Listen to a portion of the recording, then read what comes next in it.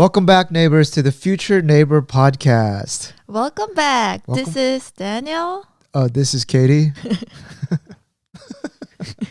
Oh, why are we acting like amateurs? Come on, let's redo this. Okay. This is Daniel. This is Katie. Welcome back to the Future Neighbor podcast. Neighbors, it's already December and the year is coming to an end.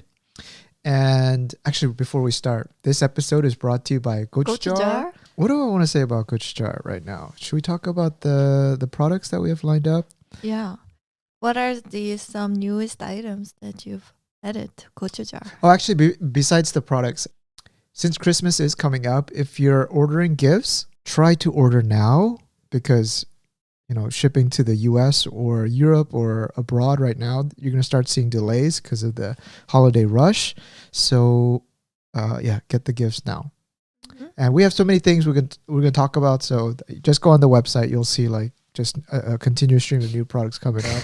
I'll let the products do the talking. Oh, that was short and sweet. That's right, short and sweet. Katie, what went well for you this year?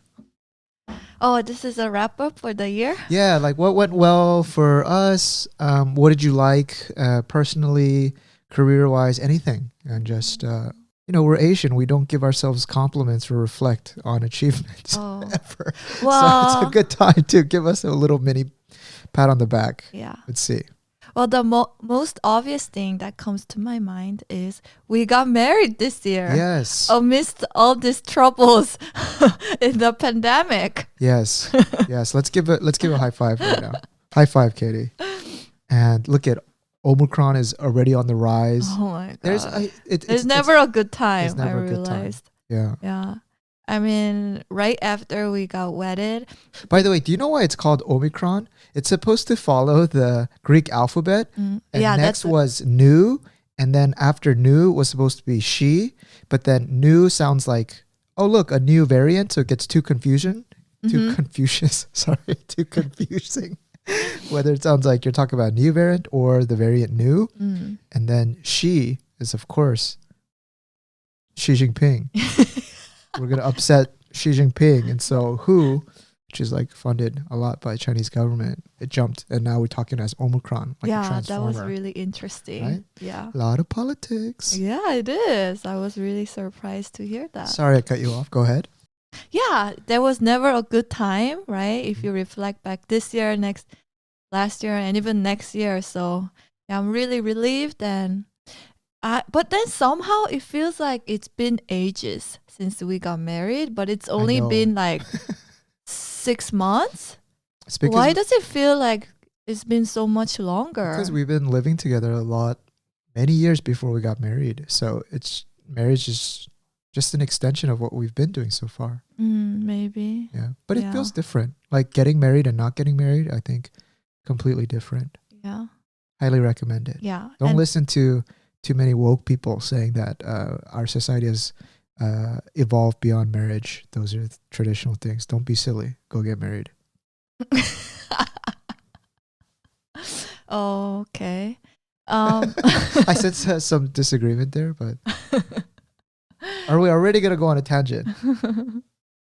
Oh, I forgot what I was going to say because you diverted me. Interesting thing you asked me earlier was seems like we don't fight as much as before. Oh, that's right. Yeah. And then I told you that it's because I can't run away to a different room. Yeah. When we were living in our studios back a few years ago, if you and I would get in a fight, you live 2 floors above me. So like an episode of Friends or something, you would slam the door and I would hear the elevator ding. And you would go up and you'd be in your room. And then I can have some alone time finally, but here I can't. Yeah, and then you remember when you would get super upset, then you would actually, because I know your PIN code, you would turn all that off, take out the batteries so I can't come in. And I'd be like, okay, all right, now she's at the next level. And then I'd be like, bing bong. And the intercom. I remember I did that once 15 times. And I was like, man, this girl 진짜 지독해. Man, this girl's really determined not to answer. Yes, I can be spicy. Yes. Feel sorry for your neighbor who was who is this maniac outside of your door pressing ding dong, ding dong. Yes, trials and tribulations of an early relationship trying to work its way through its problems, and all natural. We're organic. Organic. Yeah, we're not reality TV made. We're organic.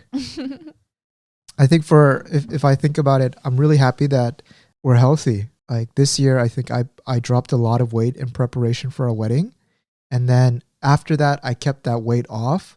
And it has to do in part with our climbing. So we fell in love with the sport that didn't take much mind space to do. For example, I used to do long distance running, but on some days it's like just looking at your shoes and you're like, like I don't want to do it. Yeah, and it takes a long time Yeah. to go out to the river and then come back and you're exhausted. Yeah. For the whole day. Yeah, but somehow like the climbing, I think what's beneficial is that it more than the sport, I think it fits into our schedule where we stop eating. Yeah. So we go around 7, which means we have to eat our dinner around 6. By the time we come back to our home, it's already 10. Yeah. And so it's way past like snacking time. So we'll go to bed around 12 or 1, which means we stopped eating. We'll wake up around 9. So what is that like?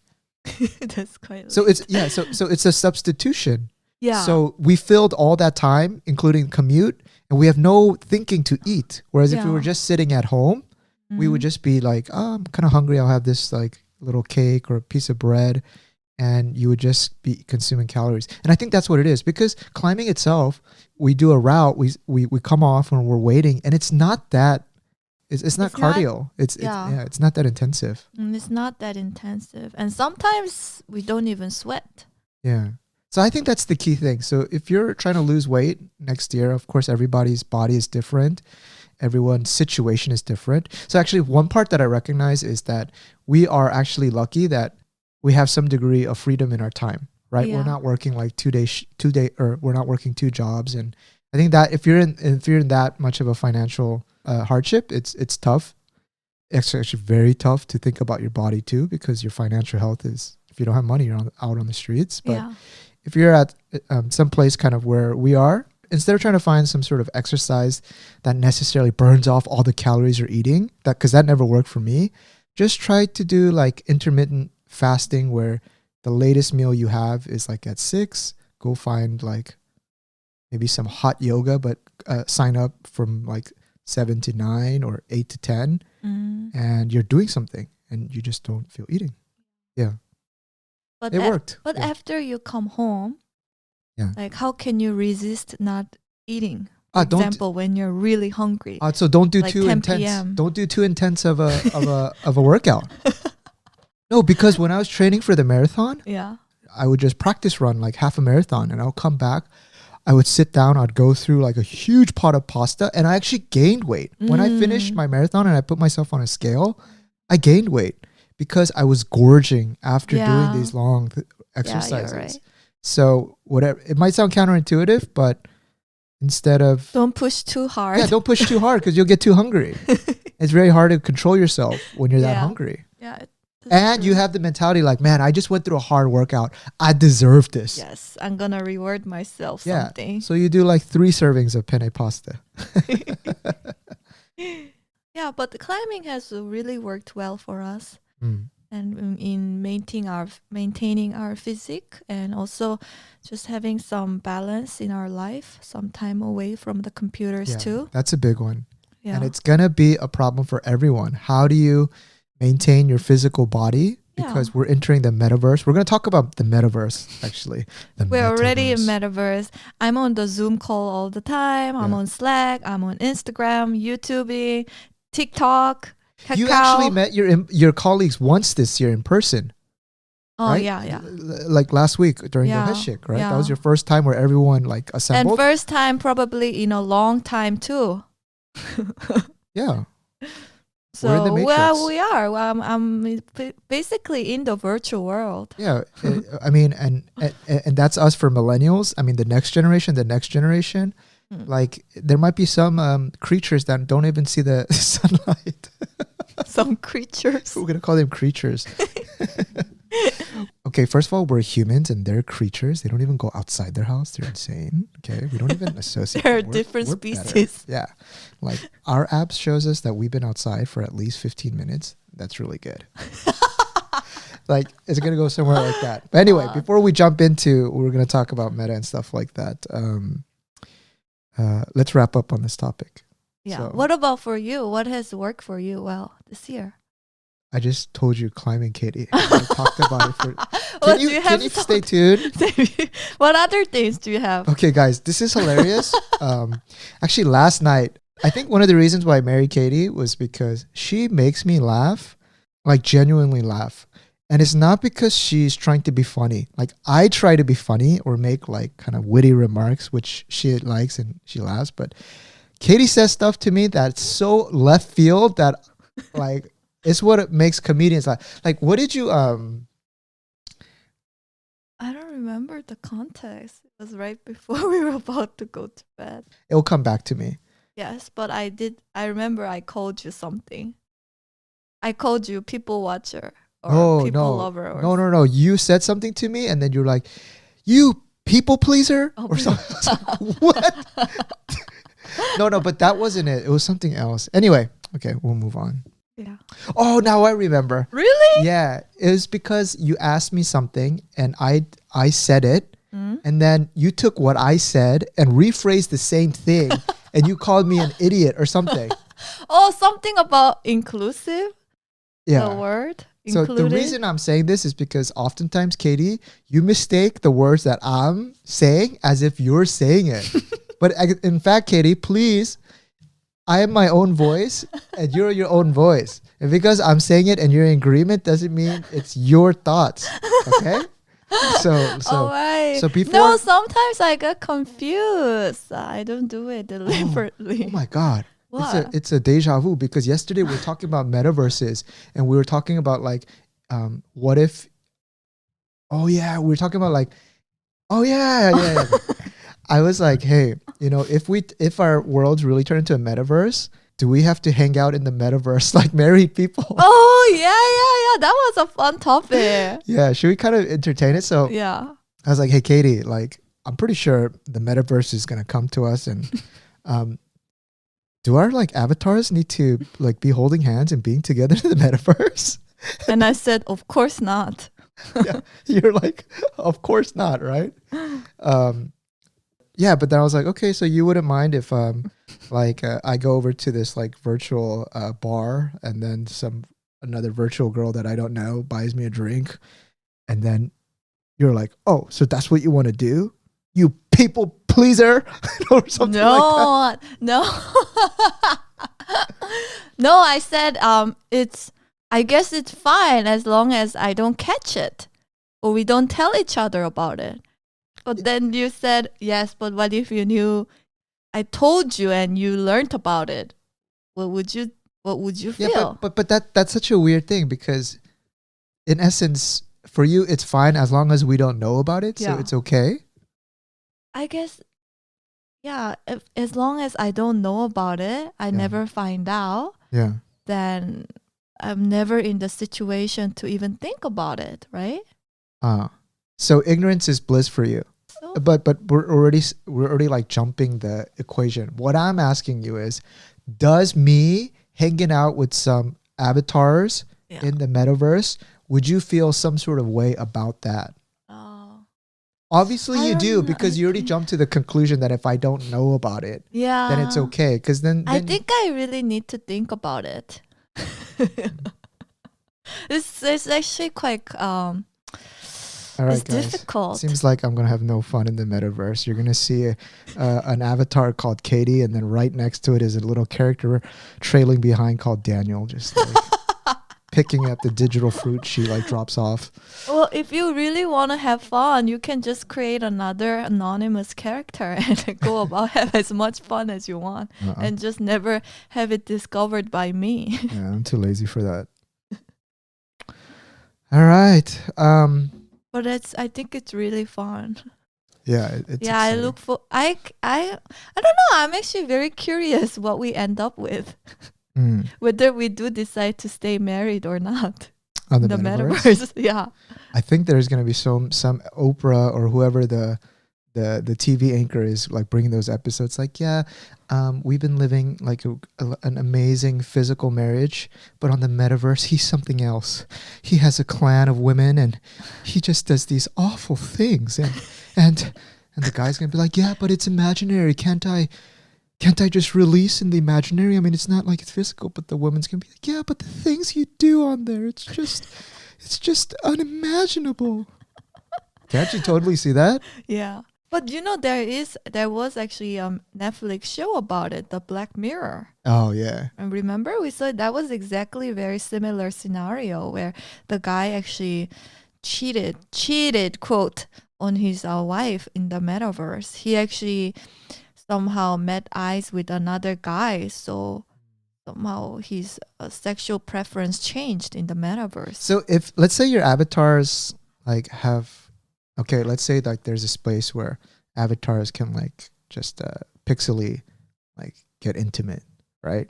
Like the avatar takes off its pixelated blouse and you know, and the guy takes off his pixelated trousers and something happens, right? Yeah. Is that cheating? I mean, what a crazy question, yeah, right? it's too crazy. I don't know. What a crazy I don't question. even know how to handle that. I mean, is that different from imagination, I guess? Yeah. Yeah? No. I'm saying like, Is that's a that good different question. from imagination? Because you're not touching each other. Yeah, but for some women, it might be, but the emotion of you taking off your pixelated trousers Yeah, I is think conveying it's the same cheating emotions and getting. Yeah, I Maybe think you don't so. have a physical orgasm or a physical like thing, but emotionally. Yeah. If you got involved, then you've already like Yeah. indulged in that kind of emotion. And happiness, like serotonin is serotonin, right? If guys see porn, we get stimulated, right? And it's doing something for our brain, right? But if we have avatars and we know that avatar is connected to some other digital, you might still feel that sort of connection, right? So it is kind of, to some people, I could clearly see why that would be considered cheating, because you're giving your emotions. That's messing up with the world. Yeah.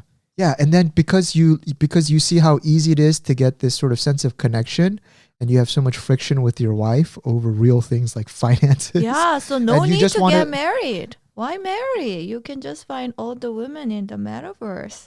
Okay. All right. Katie took it to the extreme already. Katie, less extremeness, okay? It just makes discussions boring. All right. Here we go. Before we continue any further, I wrote a note to say thank you for listening to our podcast. Yes. On our Instagram, we had some people who screenshotted what Spotify or whatever their podcast player. We were like their top podcast of the year. Or top 5. Top 5, yeah. And like giving us feedback is wonderful, because right now me and Katie are looking at each other. We rearranged our living room, and I've said this before, but we talk into the abyss, and I don't know who's listening to this. And like, there's no like personal feedback. We do have some people that writes us emails or messages us, but those are snippets, and thank you. Yeah. Thank I mean, you those for people listening. who write us like responses, we're also very we read appreciative of we read that every too. one of those too, Yeah. and we really like it. But Yes. oftentimes we forget while we get caught up in things to write a message back. So many fun topics to talk about. The first one was we watched a new Netflix series. It's a Korean one called Hellbound. Hellbound in English. In Korean, it's called 지옥. Hell. When we first saw it, we actually We were couldn't very hasty with our review. No, I when I saw those like 3 demons, I was like, wow, this is the worst CGI. Like, I'm so disappointed. Oh man, this is too juvenile. Like, let's turn this off. Yeah, And we were just thinking maybe it's just another one of those like fighting with the demons or fighting with some creatures. Yeah, but It wasn't that at all. yeah, but It got so interesting as like episodes unfolded, and we were like so gravitated. Yeah, I was very interested, and we watched the whole series through together. Yeah. We rarely watch anything together on Netflix. Oh yeah, because our preference is so different. Yeah, if I open up your Netflix history and mine, it's like night and day. Yeah. Like completely different, right? Yeah.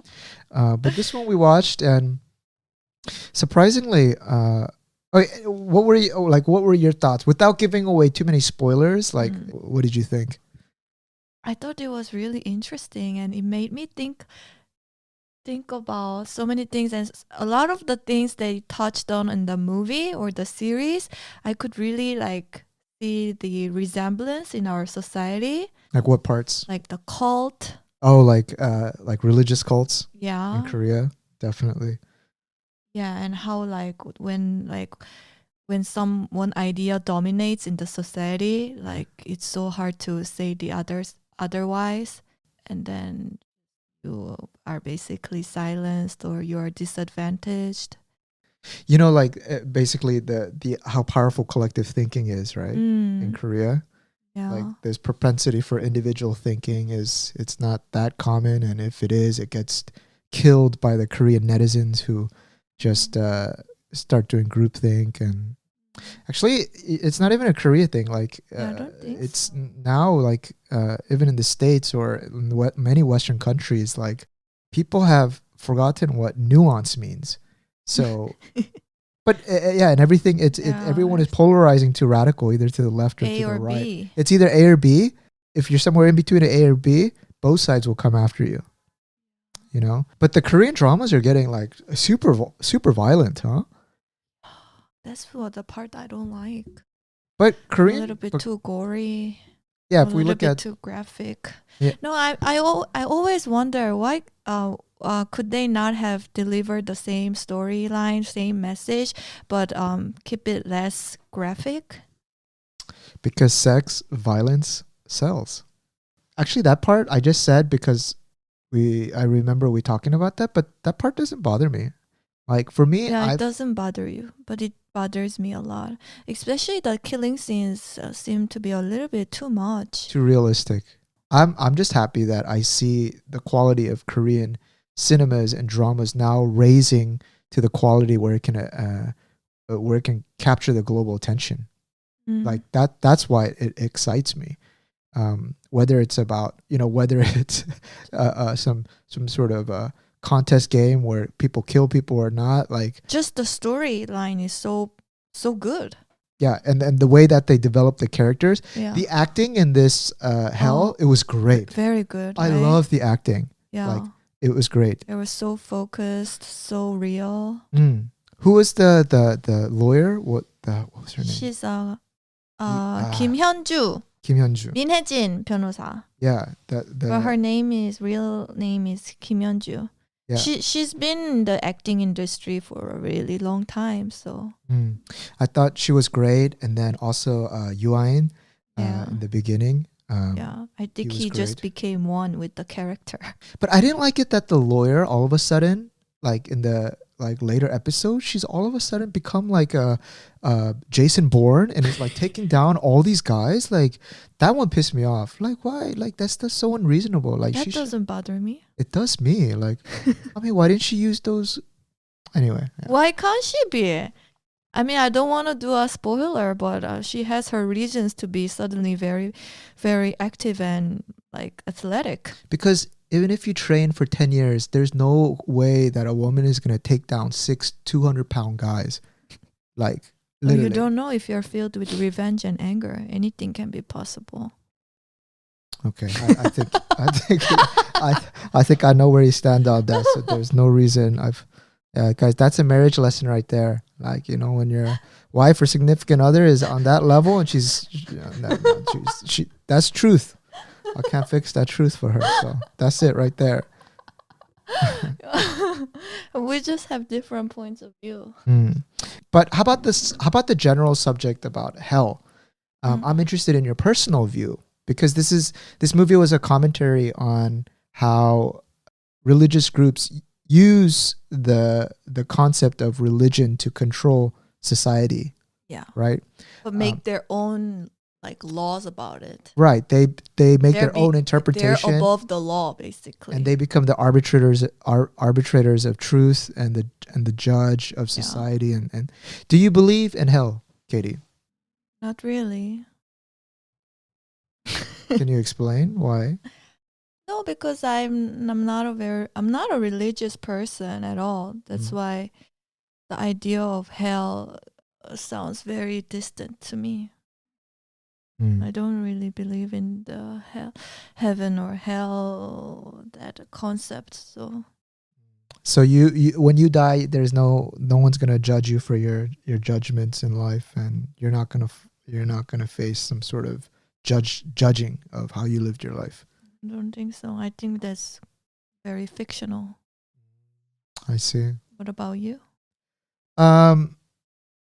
Yeah, I mean, I grew up Catholic, but then I lost my religion, or like I lost interest in religion during university. And yeah, I think I'm in a very similar plane. Like, I remember when I was growing up, one question that I still don't find a good answer for is that, like, if there's a concept of God and he is all loving, to send something that you created to a place called hell is so paradoxical to me. Like, okay, Because you sinned, according to the religious people. Yeah, but if you're omniscient and you're the one who created a flawed being and you know its propensity to sin, and then it sins, so then you sell it and then you send it forever to a place called hell, is just so there's so much paradoxes to that, right?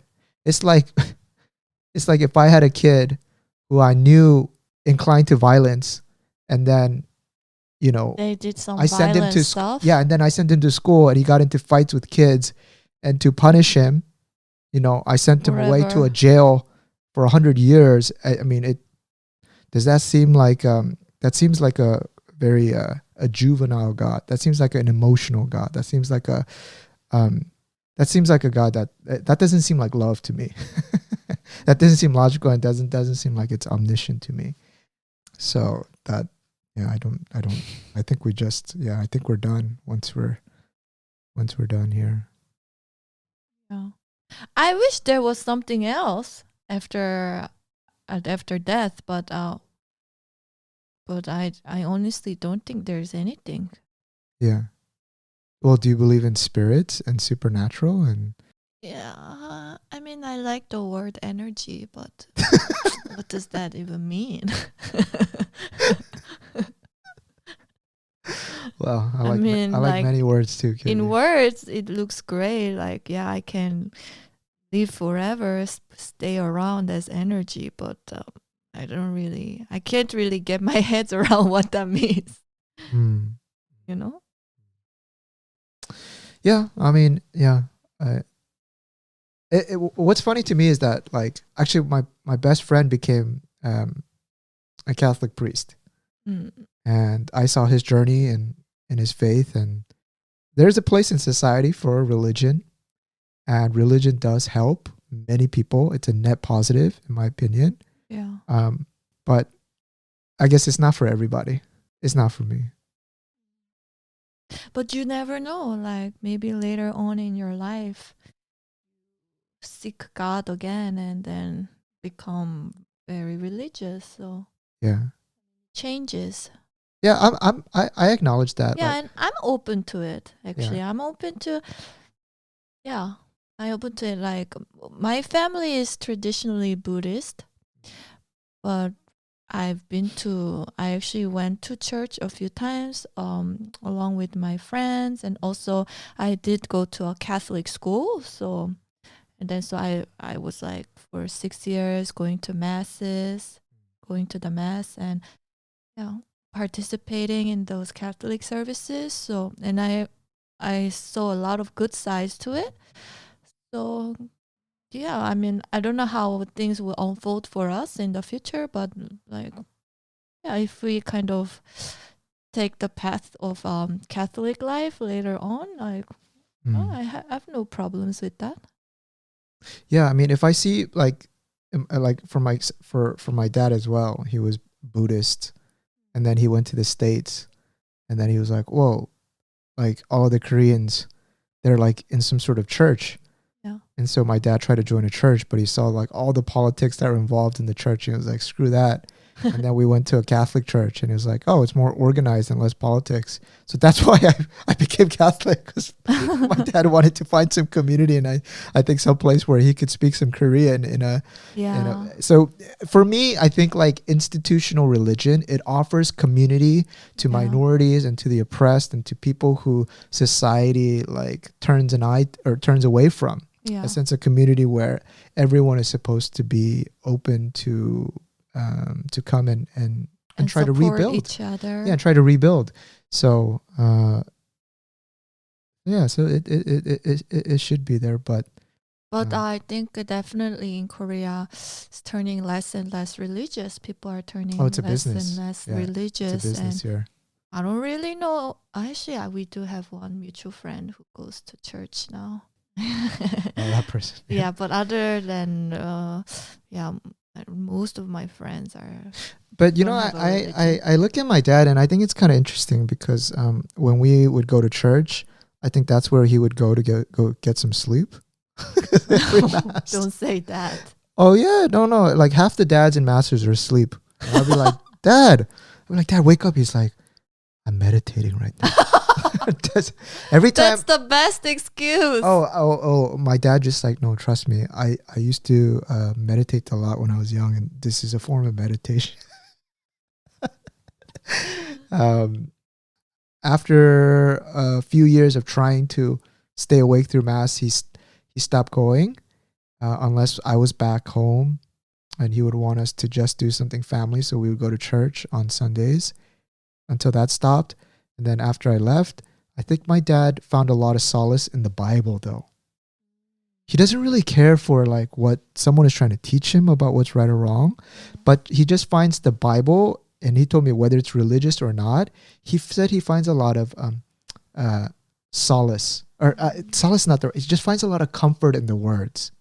Like whether this is true or not, he doesn't know. He always tells me, Daniel, I don't know if this is true or not. Yeah. But it brings him peace. Yeah, because my dad, he wants to live a virtuous life. Yeah. Not for a God, because there's a heaven or a hell, but just it brings him joy to himself. Make virtuous decisions and to be a moral person. And then the words that he sees in a Bible kind of helps give some guidance. Yeah. And I feel like whether it's Islam or some sort of religious text, it generally is a virtuous like guidelines, right? Like how to live a virtuous life. And so a lot of people like get clarity out of that. So what my dad told me lately is like he wakes up with my mom and he'll read a few passages with the Bible. Mm-hmm. My mom at the beginning was like, why are we reading that? Why do you have the YouTube on and like blaring like these random Korean YouTube videos with Bible verses? My mom just go to church to interact. I remember she told me, well, I need some guests for your sister's wedding. Where are they going to come from? That's so real That's such a real statement right there. But then she loved the community there too. Yeah. And she started to like do some volunteer service for different causes, like helping out, like praying, or like helping out and visiting like prisons. Yeah. Then I think my mom gets more empathy for people who had a much rougher start in life and didn't have much of a chance to. And then after like 6 months of YouTube videos being played in the morning, I think she found a comfort in a few words. And lately, whenever my mom gets in a fight with my sister or with my dad or me, like I think she kind of likes just reading some of those. It calms her down, basically. Yeah, that's good. Right? Yeah. I just wanted to share that because I think that's what I mean by I think religion plays a different role in people's lives in a different way, which doesn't have to be quote unquote religious. It's just, it may bring comfort. Right? Yeah. Your mom might like be going to those Buddhist temples because the walk of going to a Buddhist temple gives her some time out of her head. Yeah, I mean, one of the reasons why she likes Buddhism more than other religion is she can be alone. Yeah. and she can she doesn't have to interact with anybody. She My actually God. said that she likes that solitude in the temple. I think we'll keep it there. I can talk a lot about religion, but yeah, everyone has their own views on that. Actually, this week another fun conversation we had with you is I actually asked you a question like, what do you think about being fashionable, or what was the content? Oh, yeah. Like you said something that you don't really value the statement of being fashionable. No, I said being fashionable is easy. And you started laughing because you're like, look at the way you dress. Right? Yes, so being fashionable is easy. So Okay, can so you break it down what you meant Okay. by that? Okay. Because I don't Yeah, it's think a little being bit- fashionable is easy. I think it's a skill. Yeah, this was the debate. I Yeah. think it's a skill set Uh-huh. that you kind of have to develop, or some people are just born with it, which is why they get a lot of points for that. Yeah. But then you kind of completely Came from right field. oh yeah. And they were like, it's easy because all you need is money. Yeah, that's what I said. Yeah, I mean, being fashionable is just all you need is a budget, and you need to be skinny, and then you're fashionable. Am I wrong? Neighbors, am I wrong? Yes. No, here's what I say. Because then I'm going to come up with the view that I'm going to choose two people. One is you and the other one is the fashionable person. I'm going to give you the same budget of money and let's see what you guys come up with. Then clearly the fashionable person is gonna, they got whatever the budget they have, their skill is that they can make the best use of the budget. In that example, there's not gonna be a clear winner. No, I'm serious. What do you mean? No, because you said, okay, you're gonna give this same budget and someone who's fashionable and not fashionable. Yeah. And you present to an audience of 10,000, it's not going to be a 95-5 clear winner. It's going to be like a 60-40, 70-30, because let's say you gave me 100,000, right? Yeah. I'm going to go to Gucci, go buy the most limited edition. Actually, maybe Gucci is overplayed. I don't know. Give me what's a really fancy brand that, maybe I'll go to Hermes. I'll go to Hermes and then I'll get some, a nice jacket that's limited edition. I'll go ask a collector and I'll go put that piece on. Yeah. I'm going to go climbing for 5 months until I turn super skinny, even skinnier than I am now. I'm going to put on a nice pair of jeans, put some sort of nice fabric cloth made by some artisans from Italy. Yeah. And then I'm going to show up. I'm going to be like, vas la vous? What's up? First of all, where did this conversation come from? I remember because you were like, "Oh, she's so fashionable," or "Wow, this is great fashion," and I was like, I don't know why so many people put give credit to give people being fashionable, because there's nothing hard about being fashionable. Okay, now this might be controversial. All you gotta do is spend money. Oh, wow! So you just attack the whole fashion bloggers for fashion influencers. Okay, but do you know what I mean? I could just literally if I put value in flexing, value in flexing and showing off, I could just go to the Hyundai department store, and then all the money that I invest into our businesses, into our alternative investments, everything, I'll liquidate all of that, and then I'll start buying the best clothes. And then you know what everyone is going to say to me? What? Oh my gosh, when did you get so fashionable? Or when did you become a butchengi? But that required no hard work. All it did was the use of cash. Yeah. That's why it's not something to be like, being fashionable is not hard.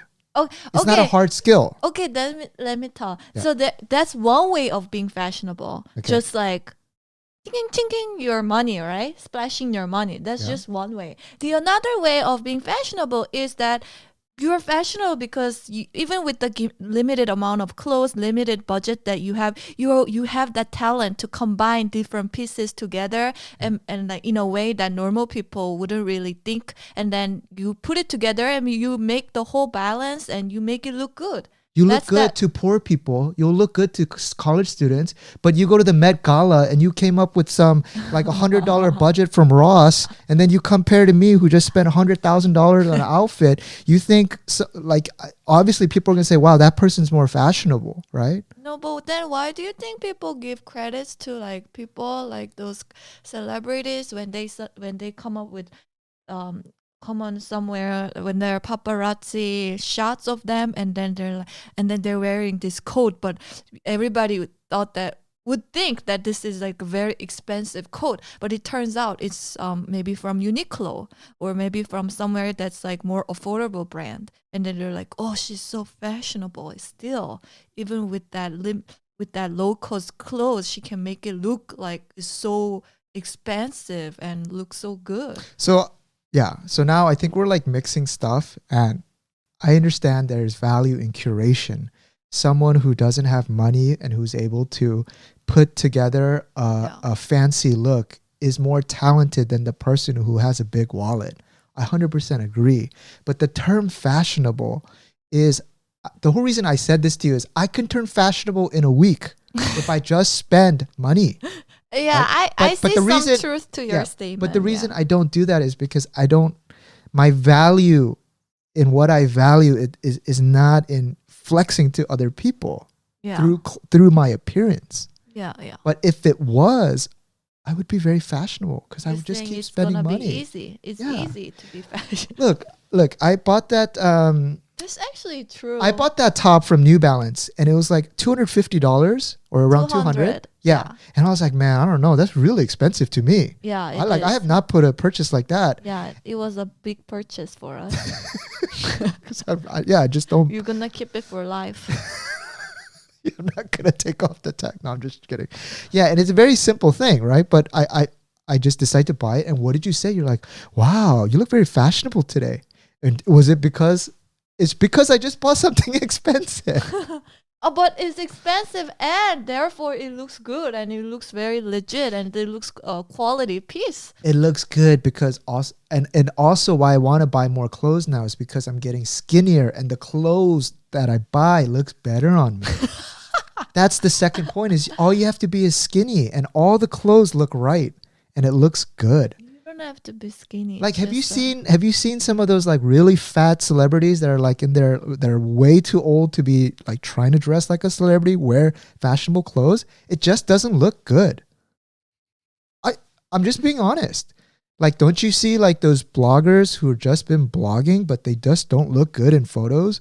Put on like $2,000 like pants, be like meh. But you put it on some anorexic girl. Wow, she looks really Vogue, right?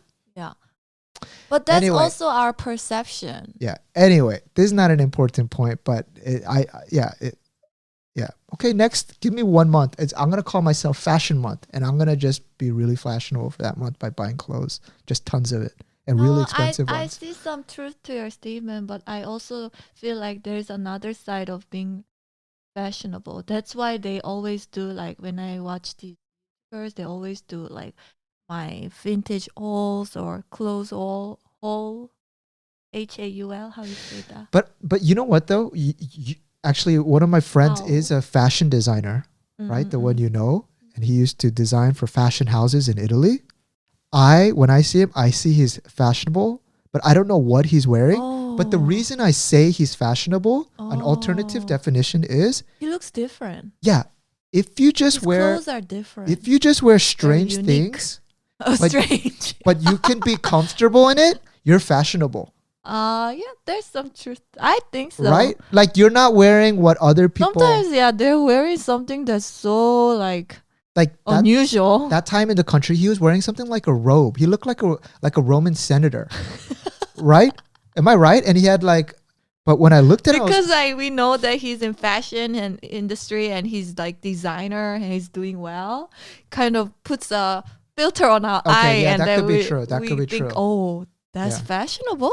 Yeah. Oh, maybe that's fashionable. Oh, but I was impressed because I had one tie that you bought me from London, and then he was like, "Oh, is that brand?" And I was like, I didn't know either. I flipped it around myself. I was like, "Oh, it is." Oh, I was like, "How'd you know?" He's like, I don't know, menswear is my thing. I know. And I was like, damn, Yeah. like, damn. Yeah, that was.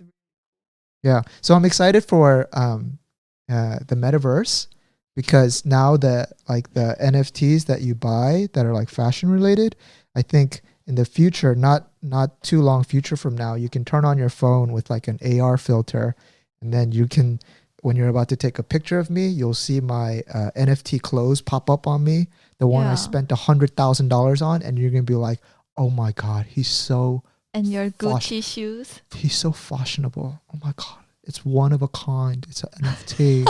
Oh my god, how does he get that? Oh my god. Yeah. You know what? This is a good segue to talk about NFTs. Actually, for some of our What is listeners, it even about NFT? yeah, maybe we should People talk about. don't. Maybe a lot of people don't even have interest in NFT or hasn't really Yeah. learned about NFT.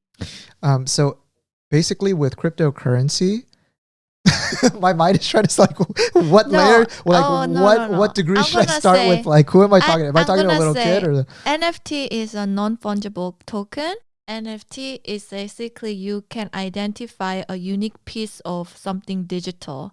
So in the real world, if I give you $20, it doesn't matter what kind of $20 paper I give you. Yeah, $20 all $20 is bills. the same. Yeah, all $20 bills. You It's don't the care. Like if you get a wrinkled $20 bill versus a newly minted one, it's all the same. Yeah. It represents $20 of value. So it's fungible. It's Yeah. a fungible token. Whereas if I have one of a kind piece of, let's say, a drawing Yeah. that only one of them exists in the world, and I own it. So this piece is non-fungible because it's not replaceable by any other piece. It's one and the only one, unique. Yeah. That's why it's non-fungible. And in the crypto world, it's usually called to be a token. Any kind of digital files, digital items are called tokens. And then they say it's a non-fungible token because it's unique and it's one and the only. Mm. When I got first exposed to NFTs, I was very, I didn't understand it. Why would I pay, or why are people paying like $5,000 or $8,000 for a image of just some random image of a ape or of a cat? Some JPEG. Yeah, a JPEG image. Like, why would I pay that much when the utility, I could also use it? Like, I could just copy and paste it and use it myself. Lately, we started to explore NFTs, and we bought a few, and we also partook in the minting process of it. And what I realized was that NFTs is bringing back the sense of ownership, owning something. And then you That was a light bulb moment for me. did it take you back to your childhood moments of collecting Pokemon cards? Oh, Pokemon cards?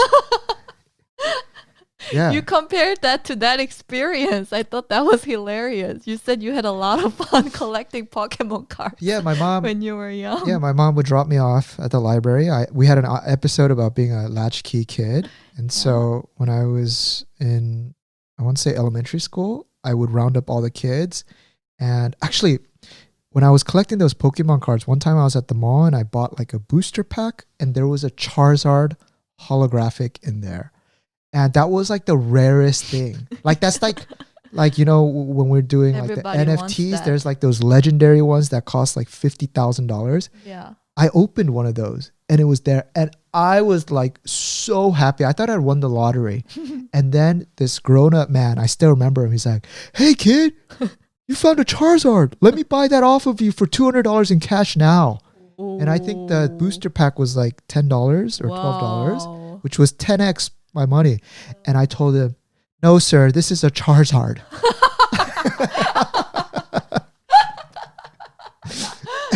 And my dad was like, so cute. "Yeah," because to me, That's everything. it meant everything. It's your whole world. Why? Because the bragging rights. I could come to school and I could tell all the kids, "I'm a Charizard owner."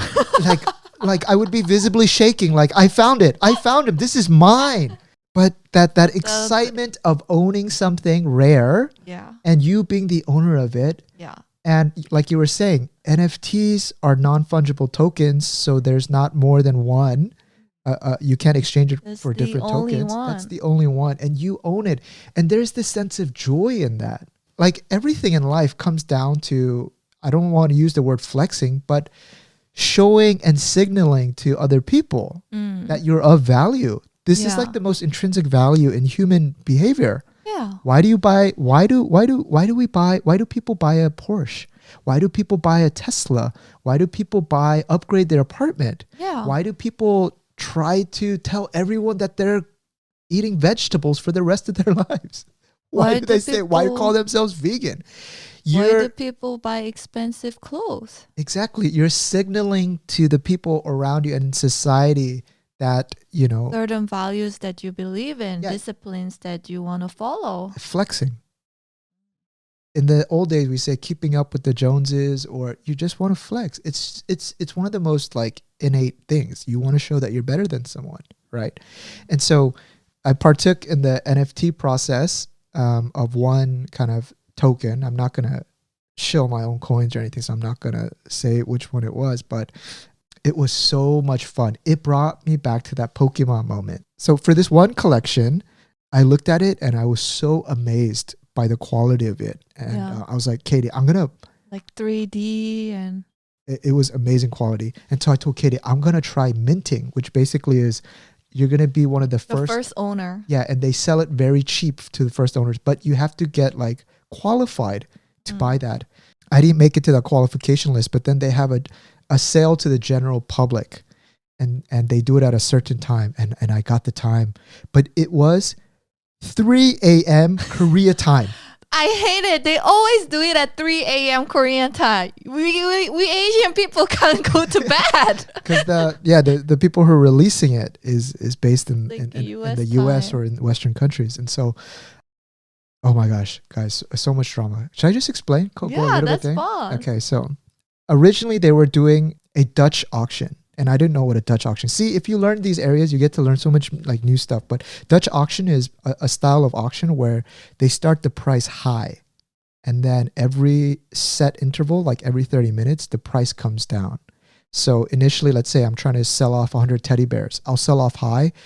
It'll start off at $100. And every 30 minutes, it'll drop down to $95, $90, $95, $80. And through this like Dutch auction method, you're trying to see where the mass population wants to buy. What's that critical price?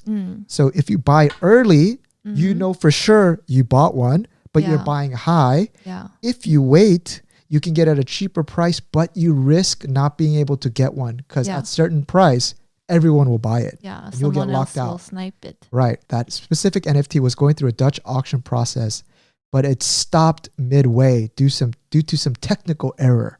Apparently, they got like their servers got attacked and the bids weren't going through, so they paused it. And they were going to recontinue at 3 a.m. And so I was like, oh my God, Katie. What should I do? Should I go to bed do? and wake up like at 2:50 a.m. or should I not go to bed? Yeah, and I was telling Katie, even in college, no matter how important the exam was, I never pulled an all-nighter. Sleep was more important. That's the same for me. I never did the all-nighter. So it was such a big challenge for us. Yeah, and then such a big decision. I was like, you know what, Katie, I got to get my sleep. So I like right around 11, I closed the door. I went to bed. I tried to like fake sleep. And you thought I was sleeping. I even threw in some snores, right? I was trying to I don't know why you did that. I don't know. I was just trying to confuse my psyche. I was trying to see if I could. Long story short, it didn't work. So I just stayed up. But then they were going into Twitter Spaces to explain what happened to that collection and why they ran into that technical error. Luckily, I got in at 2, and they explained they're going to change the Dutch auction to a fixed price auction. Wow. And I'm so happy I stayed up, or else I wouldn't have known that they're going to change the auction style in the middle of the auction. And then when they released it at 3 a.m., which I stayed up for, it sold out in 30 minutes. But your boy got one.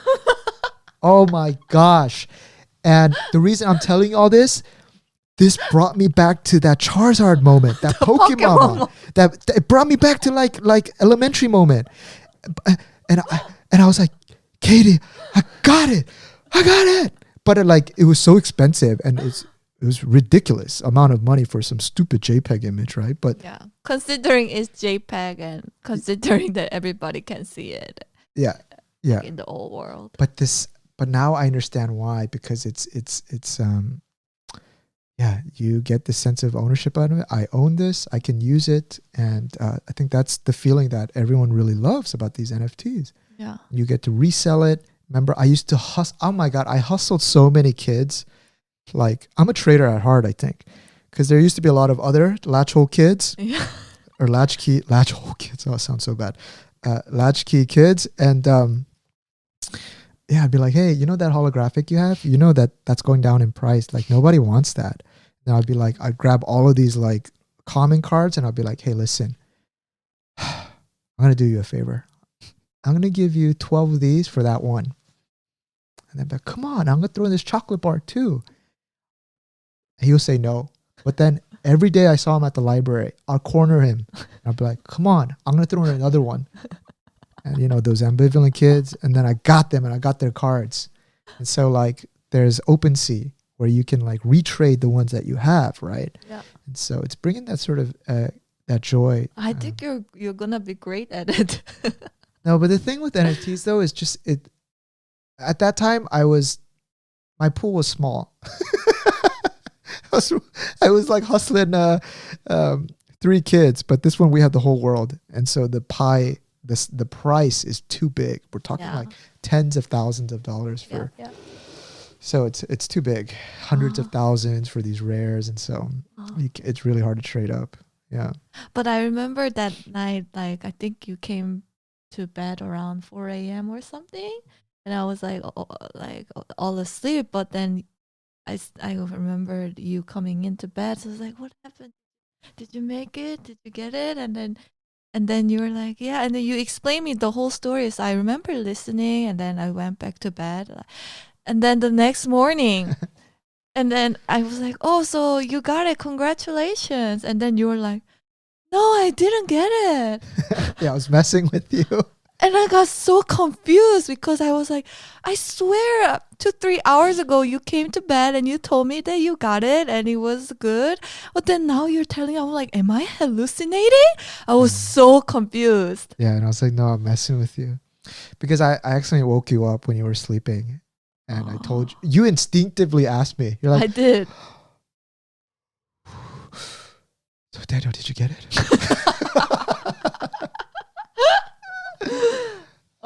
Yeah, but yeah, it was a fun day. Anyway, guys, I mean, this NFT space is I also like it because you can, through the smart contract, you can kind of configure a token to give royalties to the original creator. So every resale of an NFT token. So if I decide to sell that token or the NFT token that I have to Katie, then the original creator will get 10% off of every transaction afterwards. 5%. Well, oh yeah, sorry. 10% well, I guess too high. it depends, Yeah, but the ones that I saw were 5%. Yeah, and so I feel like artists, this is their time to make money. I think so. But then it's also like a subsegment. It's like digital artists. Yeah. Yeah, I mean, you need to make digital stuff. Yeah. And it's exciting. I love it. Yeah, we're learning so much, and I don't know if this topic interests our listeners, but if it does, we're just happy to keep sharing more stuff as we learn. There's a saying that like what smart people do on the weekends is what the mainstream does in 5 years. And I'm not trying to say that we're smart, but I'm just saying that it's very interesting to see in your circle like what your friends are doing in their spare time on the weekends, and explore some of those niche areas because they can really bring opportunities. Right. So I think for a lot of people, cryptocurrencies, NFT tokens, DeFi, and all these themes that have come up through Metaverse. Yeah, I think this is just going to be a growing market. So maybe one more topic. We can talk about your brother's experience in trying to break into the tech field. It's a little bit related. And yeah, so my brother is kind of he's also trying to make a shift from non-tech non-tech background to the tech space. So he's been learning to code. He took some like online programming course, and I've been like guiding him and helping him to like basically onboard and right now he's trying to get his first job as a programmer, but it's been extremely difficult. It's for some reason like the market, like the job market in Korea is extremely competitive, especially for like a new hire. And like the level, like he's told me about like his experience of interviews with some companies. The level of questions, the expectations they have on the new hires is so high. It made me think like even I wouldn't be able to answer those questions. They're so like deep level, like hardcore questions. And I don't know, your brother frustrates me a lot. Like your brother got into this, like it was the last round of interviews, but they were asking him like computer science questions as if he was gonna like how computers work deep down. Like you need to basically like break down a computer to know that. Yeah, it's not like he's gonna lead. But he was applying for like a web developer position. And I know he's applying for a basic level, entry level job, but then they're asking questions as if he's gonna become the CTO of the company, and it's like it's ridiculous. So it is, and I also realized how much more difficult it has got over the years. I remember like 5-6 years ago when I was applying for my first job as a programmer. I mean, it was difficult, but I felt like the expectation wasn't that high. But now, like in Korea, there's actually following in the footsteps of like stuff that's going on in the San Francisco. There's a lot of boot camps in Korea too now, like coding boot camps, helping non-tech people convert to tech roles. And there's a flood of these programs and a lot of like young kids joining these programs. So the pool has got so much bigger. I feel like that's why red ocean. Competition makes everything. Yeah, but hard. Also because Korea is so small and there's just a limited number of companies to apply for. Like apart from let's say the big ones, Naver, Kakao, Coupang, Toast. Apart from that, like there's startups, but like the activity in the startups not as vibrant, I guess, as the ones. How many coding tests do you think your brother has done? Like so many. Like the past 3 months, every weekend he's been doing just coding, like programming, like tests. Like first round coding tests. Yeah, and these coding tests are not short. Some of them are like 4 hours, 6 hours, and so it takes up his entire Saturday, and then. Yeah. I mean, the one thing that I really praise him for is he's got so much better at those algorithm tests. I think it's better than me on those tests. Yeah. But they should compensate him for his time. Yeah. Like if you're going to take 6 hours to take a test, they should pay you. I hope he can find a job soon. I just hope that he understands that like working at a tech company is not going to really develop your programming skills. It's what you do after work and like we say on the weekends that it's really going to develop. I mean, you go to a company just to have a salary so you can live your life, right? Yeah. And just because these gatekeepers of these jobs want to flex that the incoming person doesn't know everything that they know, he shouldn't get discouraged from pursuing this lifelong job of being a software engineer.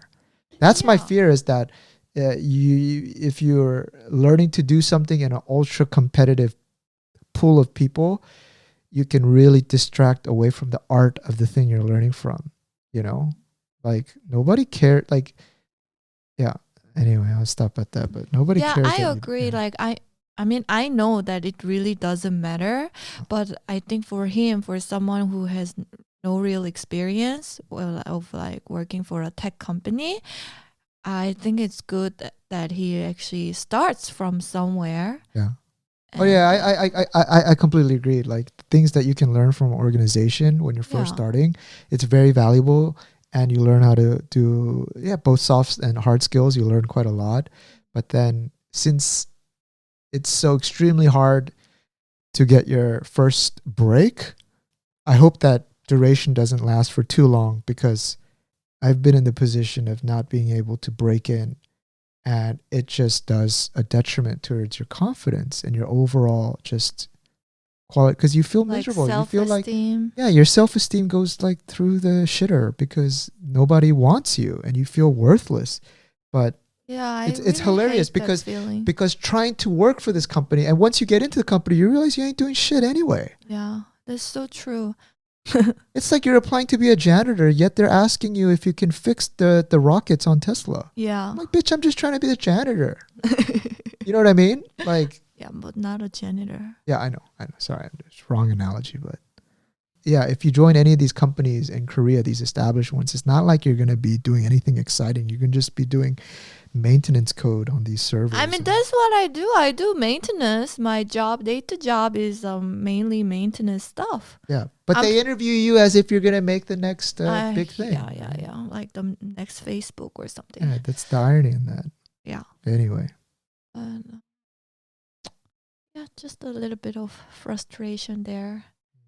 And but actually seeing him go through this whole journey also kind of reminded me of my whole journey of trying to like break into this tech industry like 5-6 years ago. And yeah, I feel I've also felt more. I also like made me look back on my like days, and I feel quite grateful that I'm able to work in this industry actually. Yeah. But you were able to break in because you already had like so many brand names on your resume. You're signaling, like your brother didn't come out of a world-renowned university like you did. When you're trying to break in, you're signaling through your resume, right?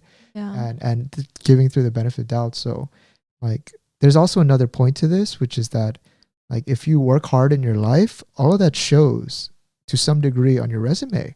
And so when you're switching things, that carries too. You also work for the biggest bank in Korea. So why does this person want to become a programming? Oh, she's so achieved in this. Oh, let's actually interview her because I'm curious. That's exactly what happened for my first interview. I think that the interviewer just wanted to see who I am because I just look so... It's such a weird in the resume. Yeah. And during that time, at least, it wasn't very common to see like a non-tech person converting to tech. Yeah, because you were early. Yeah. You were early before like everyone I think he was just curious to like see me. Yeah. And that's the impression I got during the interview. If you didn't have that university name and you didn't go to work for a big company in Korea before, and you were just, let's say you were working at a service job and then you decided to become a programmer, you'd be facing the same struggle. No one would care to interview. You wouldn't even make it past the first criteria. That's why it's super challenging. Yeah, but there's ways to break through, and I think also then your brother has to also realize this too, is that you and him on paper, you guys are starting like your guys' kind of value on paper from that starting point is different, and so he has to lower his expectations too. Yeah. I disagree, and that's why I also tell him to like work on projects, like rather than like now it's December, so the hiring season is kind of closing down. So I've been telling him to just take a break from like applying to these companies and just like focus on maybe doing some projects. Yeah, we'll make a project. Yeah. Blow it up. And then let the project do the speaking. That's the best way out for him. I agree. Neighbors, we went all over the place. Oh my God, yeah, we covered so many random topics. There's no connection between them. That's how we do it. It's been fun, yeah. That's the future neighbor treatment. Yes, and I hope you guys keep listening to our podcast in the following year too. And yes. Yeah. Again, and one thing about our Discord. So we are going to launch it, but I'm actually still learning about Discord and how to run one properly by participating in other Discords. And I'm happy I didn't launch it right away because there are so many scams that happen through like direct messaging, and there's a lot of bots, and like when we launch ours, I want to shield it as much as possible and also structure it so it's engaging. So WIP, work in progress, and we'll let you know when that neighborhood is open, because I would love to engage with you guys in a more communal way with other voices in there as well. Yeah, so we want to put some more thoughts into it. Yeah. And one final disclaimer, especially on topics that are sensitive to you or on religion or whatever, do not take our words as an influencer. Do not take our religion or our opinions as truths. Don't take our opinions as anything serious. Just when you listen to Future Neighbor podcast, just listen as if you're just eavesdropping in on a neighbor's discussion. Yeah. That's the best way to think about it, because my opinion to you should not mean anything. You don't know me. You don't know Katie either. So it's just, oh, there's a person in Korea who puts out podcasts who thinks this way. I think he's completely wrong about this. So misinformed, but kind of funny. I like it. Or you could be like, yeah, oh my God, the things that they talk about, that's exactly how I feel. I'm so happy that there's someone else who also thinks that way. And just keep it at that level. We're just a neighbor, and you just happen to pass by us, and you're just listening. Listen by us. Yeah. Don't take it to heart. Much love, guys. Thank you for listening. Bye. Bye.